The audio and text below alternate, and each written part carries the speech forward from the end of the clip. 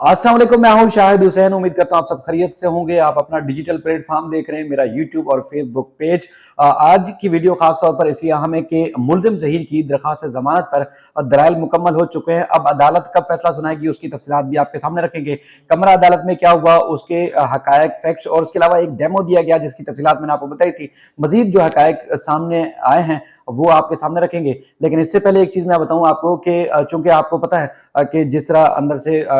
जो अदालती ज़राए से हमें फैक्ट्स पता चलते हैं, चूंकि कोर्ट रूम के अंदर जाने की इजाजत नहीं है, तो हम कोशिश करते हैं कि दोनों साइड्स के जो मौक़िफ़ हैं वो रखे जाएं कि किसका दलाइल में क्या मौक़िफ़ था, वो तफसीलात रखें। लेकिन मैं जैसे सवाल खत्म हुई कुछ देर के बाद मैंने जीएम फारूकी साहब को फ़ोन किया कि उनका क्या मौक़िफ़ था, चूंकि जो दरख्वास्त में उन्होंने कहा था वो तो हमें मालूम है और कई दफ़ा हम रिपोर्ट भी कर चुके हैं उनका मौक़िफ़ क्या है। लेकिन आज के नया आर्गूमेंट में उनका क्या कहना था, ताकि मैं उनसे मौक़िफ़ लूँ और वो मैं हमारे जो सहाफ़ती असूल है उसके हिसाब से मैं आपके सामने रखूँ। लेकिन उन्होंने कहा कि कहीं वो मसरूफ़ हैं और उसके बाद वो बात करेंगे, लेकिन उसके बाद फिर उनसे राब्ता नहीं हो सका। लेकिन मेरी कोशिश थी कि मैं उनका जो मौक़िफ़ है मुल्ज़िम साइड का वो आपके सामने रखूँ कि अदालत में हुआ क्या है। बुनियादी तौर पर मुद्दई साइड के क्या आर्गूमेंट थे और मुल्ज़िम साइड के क्या आर्गूमेंट थे और अदालत ने फैसला महफूज किया था उसमें अब होने वाला क्या है।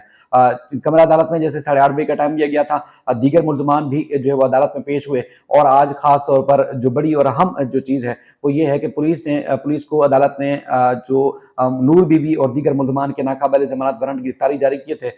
उसकी तामील का हुक्म दिया था। यानी कि मुल्ज़मान जो कि मफरूर हैं इस केस में, उनको गिरफ्तार करके अदालत में पेश करना था। लेकिन आज जो मेन तफ्तीशी अफसर है यानी कि सईद रिंद साहब वो पेश नहीं हुए, उनके दीगर जो एहलकार थे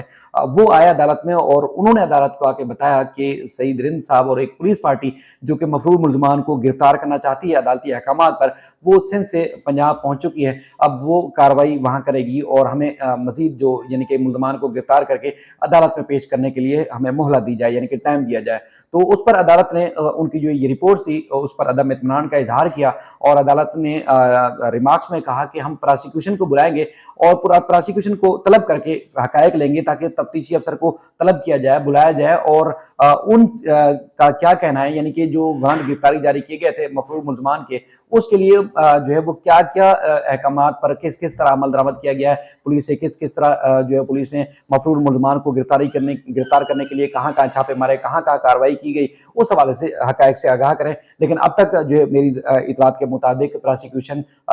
की को जो अहकाम जारी किए गए थे उस पर फिल वक्त कोई मजीद पेशरफ्त नहीं हुई, यानी कि तफ्तीशी अफसर कहाँ है, लाहौर में है या कराची में है, उस हवाले से नहीं बताया गया। लेकिन इतना ज़रूर अदालत को आगाह किया गया है कि मफरूर मुल्ज़मान को गिरफ्तार करने के लिए सिंध पुलिस जो है वो कोशिश कर रही है, बल्कि पंजाब पहुंच चुकी है। अब उस केस में चूंकि 12 जो है वो नवंबर की डेट दी गई है कि जो मफरूर मुल्ज़मान है उनको गिरफ्तार करके अदालत में पेश किया जाए, यानी कि जो मफरूर मुल्ज़मान है उनकी एक बार फिर नाकाबिल ज़मानत वारंट गिरफ्तारी जारी किए गए हैं। इस हवाले से आप कह सकते हैं मजीद इसमें जो भी इस सिलसिले में जो यानी कि स्पेसिफिक जो चीज़ है इसमें जो भी अपडेट्स होंगी हम एक दो दिन में जैसे मजीद तफसीलात सामने आएंगी वो आपके सामने रखेंगे। अब आते हैं दरख्वास्त जमानत के ऊपर। मुद्दई मुकदमा मेहदी अली काज़मी साहब की तरफ से जो मुल्ज़मान है उनकी जमानत ज़हीर की जमानत मनसूख करने के हवाले से अदालत में दरख्वास्त दायर की गई थी। पहले एक समाअत में जो है वो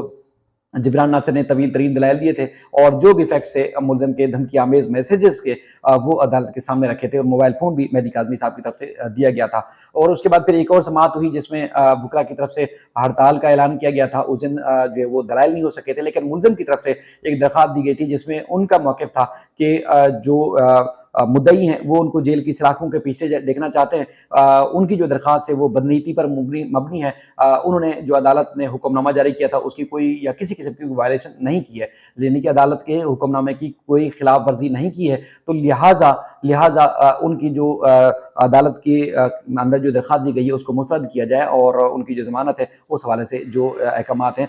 वो बरकरार रखे जाएँ। तो बहरहाल उस पे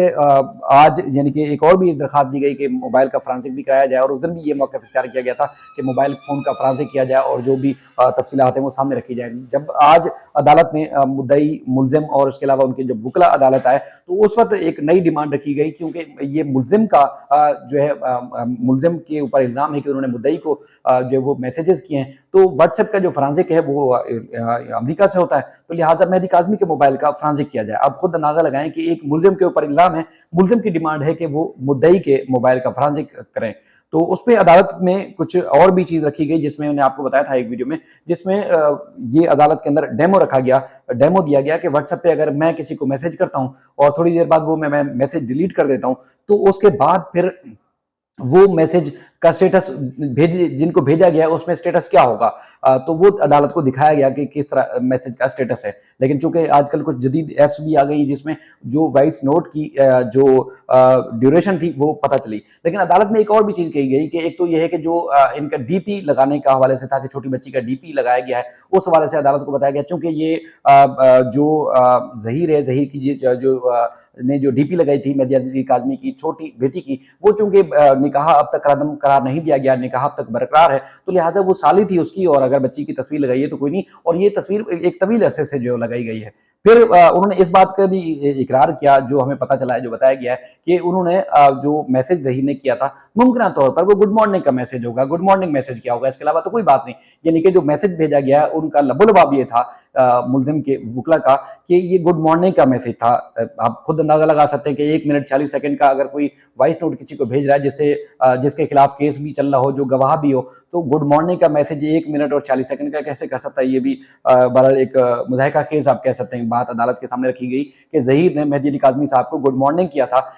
یہ وائس نوٹ جو تھا، اور یقینی طور پر گڈ مارننگ یہ ہو سکتا ہے جو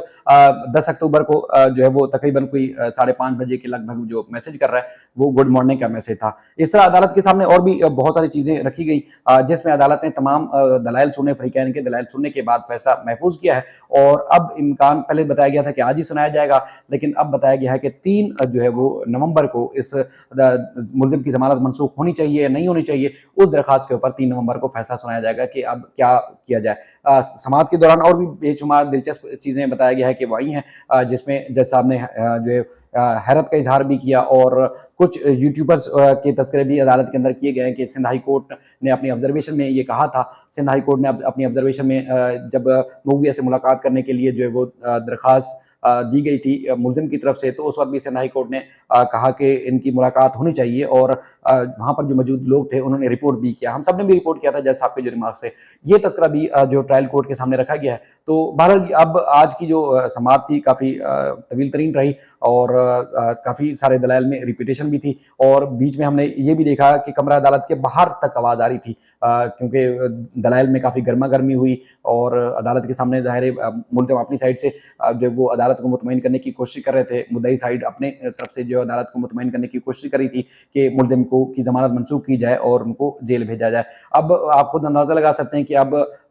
نہ موبائل فرانزک کے لیے جا سکتا ہے، اور جو حقائق تھے یا جو ڈیمو تھا یا اسکرین شاٹس تھے وہ سارے جو وہ عدالت میں رکھے بھی گئے ہیں، بلکہ عدالت کے سامنے یہ بھی جب ملزم سائڈ کی طرف سے موقف آیا کہ انہوں نے ڈی پی جو لگائی گئی تھی انہوں نے وہ ایک عرصے سے لگائی ہوئی تھی، تو اس وقت عدالت کو بتایا گیا کہ جو پہلے سے اسکرین شاٹس عدالت میں جمع کرائے گئے ہیں اس وقت ملزم کے نمبر پر کسی قسم کی جو ڈسپلے پکچر تھی وہ نہیں تھی، لیکن یہ ضمانت ملنے کے بعد ہی اس نے ڈسپلے پکچر لگائی، اور وہ جو ہے وہ جو کہ خلاف آئین ہے، یعنی کہ یہ الگ سے کرائم ہے کہ وہ کسی اور کی تصویر اپنی ڈی پی پہ کیوں لگا سکتا ہے، کیسے لگا سکتا ہے۔ تو اس پہ عدالت نے جو ہے وہ طویل ترین جو دلائل تھے وہ سنے۔ اب پولیس نے مفرور ملزمان کے لیے کیا کیا ہے یا کیا کرنا ہے، اس حوالے سے کچھ آنے والے دنوں میں اپڈیٹس مزید آئیں گی، اور اب 3 نومبر کو خاص طور پر اس بات کا بھی جائزہ لیا جائے گا کہ 3 نومبر کو ملزم اب جیل جائے گا یا اس کی ضمانت جو ہے وہ مزید بچ جائے گی، کیونکہ ملزم کی ضمانت چونکہ ٹرائل کورٹ نے منظور کی تھی، تو ایک آپشن اور بھی ہے کہ مدعی کی طرف سے ہائی کورٹ میں بھی درخواست دائر کی جائے، کیونکہ آج جبران اسد صاحب کی طرف سے یہ بھی کہا گیا کہ ہمارا فوکس جو ہے وہ ٹرائل کے اوپر ہے کہ ٹرائل جلدی چلے، اور جو بھی فیکٹس ہیں، جو حقائق ہیں وہ عدالت کے سامنے کھل کے آ جائیں، گواہوں اور ثبوتوں کی بنیاد پر عدالت جو بھی فیصلہ کرے وہ کرے۔ ہم ملزم کو جیل کی سلاخوں کے پیچھے نہیں دیکھنا چاہتے، ہم چاہتے ہیں کہ ٹرائل جلد مکمل ہو اور اس کے بعد انصاف پر مبنی عدالت فیصلہ دے۔ اب دیکھتے ہیں کہ اگر یہ درخواست منظور ہوتی ہے تو اس پہ کیا چیز سامنے آئے گی، اگر درخواست مسترد ہوتی ہے تو اس کے بعد کیا مدعی ملزم کی ضمانت منسوخ کرنے کے لیے یا ٹرائل کورٹ کے فیصلے کے لیے ہائی کورٹ سے رجوع کرتے ہیں نہیں کرتے۔ آنے والے دنوں میں مزید اس حوالے سے اپڈیٹس ہوں گی۔ اپنا خیال رکھیے گا، اللہ حافظ۔